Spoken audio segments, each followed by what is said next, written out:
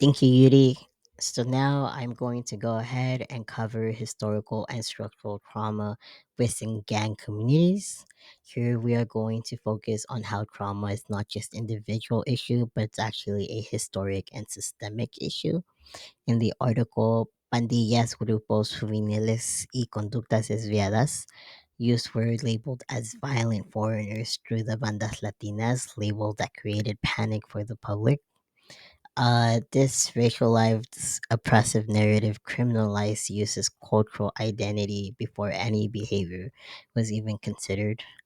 When they were targeted, police targeted them simply for being Latino, and as a result, it created an environment of fear, surveillance, and discrimination. In the article, Who Needs Enemies with Friends Like These? It discusses similar points about urban oppression and structural racism, where entire neighborhoods are labeled as gang zones, which means that youths are policed just for existing in certain spaces. Many of those youths describe being stopped constantly or unable to move freely because of the fear of being misidentified and targeted. This creates multi generational trauma, police brutality, internalized stigma, missed opportunities for use, and families carrying the systematic stress of being treated as inherently dangerous. This isn't about what youth do, it's about how society has defined them and the role that historical trauma has on youth when considering the context of their development. On this slide here, I also went ahead and I added a picture of Mexican American men dressed as pachucos. Pachuca, pachucos are a part of Chicano culture. It's a specific sense of styles Chicanos adopted in the 1940s. However, Chicanos dressed in the Pachuco style were often stigmatized as gang members who participated in the Zoot Suits riots.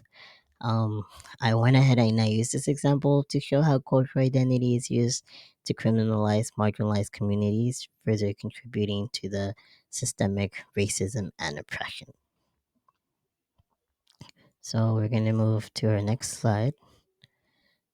Um, I also want to talk about what it's like here in the US and youth living within these neighborhoods where gang activity are present and they may experience chronic structural trauma and stress. On the slide here, I went ahead and I added the images of Compton and South Central because when people think of these two places, they are usually correlated with being violent or dangerous, regardless of the actual lives of the youth who live there. In the article Precursors and Consequences of Membership in Youth Gangs, research shows that chronic environmental stress like underfunded schools, unsafe housing, lack of community gardens, economic instability, it all directly goes into the emotional development and it affects the emotional development of youth. Families under this chronic stress have fewer emotional resources to meet children's needs, which can also increase their vulnerability to the trauma.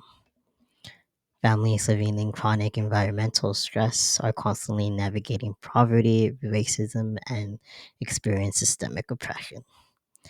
This connects to chapter 9 of the Myth of Normal, where Mate talks about how children's brains adapts to their environment. When their environment is threatening or unpredictable, stress responses become normalized. Therefore, gang involvement becomes an adaptation response. It's not an identity you freely choose. It's all shaped by systemic exclusion, racism, and oppression.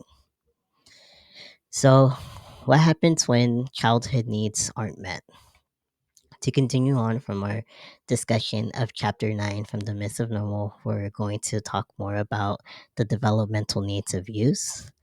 Chapter 9 tells us that when early emotional needs go unmet, things like emotional safety, attunement, consistent caregiving, children develop predictable adaptations. These include emotional numbing, difficulty trusting adults, hypervigilance, suppressing vulnerability, and showing aggression as communication for unprocessed emotions. All of those adaptations are commonly found in marginalized communities that experience violence, poverty, and policing. These adaptations become survival responses. It's where youths learn early that being too open or too trusting can get them hurt. In chapter 13, we talk a little bit more about how youths become more peer oriented. So I connected our topic to chapter 13 because I found that when adults are overwhelmed or emotionally unavailable, youths look to each other for attachment. Peers can become the primary influence, but they're not the caregivers. So all of this can lead up to the involvement of gangs because gang structures mimics attachment systems such as hierarchy, roles, protection, and belonging. So what looks like gang behavior is actually just trauma behavior where adaptive responses reveal the unmet developmental needs. So we're going to go to our next slide, cultural conditioning and identity. So for chapter 14 is a myth of normal, it talks more about how individual trauma to cultural trauma. So Mate says that culture builds our character, meaning that our identities are shaped by the message that society gives us. If society constantly tells marginalized youth that their neighborhood is dangerous, or people who look like them are criminals, or their community is violent, those messages get internalized. In the article Pandillas, Grupos Juveniles y Conductas Desviadas, it discusses how Latino youth were labeled as bandas Latinas even when they weren't involved in any crime. That racialized oppression labeling creates become an additional form of trauma. It limits how you see themselves and how society treats them. In continuation, when a marginalized group is stigmatized, youth often reclaim identity through belonging, and this belonging can become political. It's a way to push back against exclusion. Group identity, including gang identity, becomes a way to find pride, worth, and meaning in society that withholds it. And in marginalized communities where opportunities are limited, toughness becomes a cultural expectation.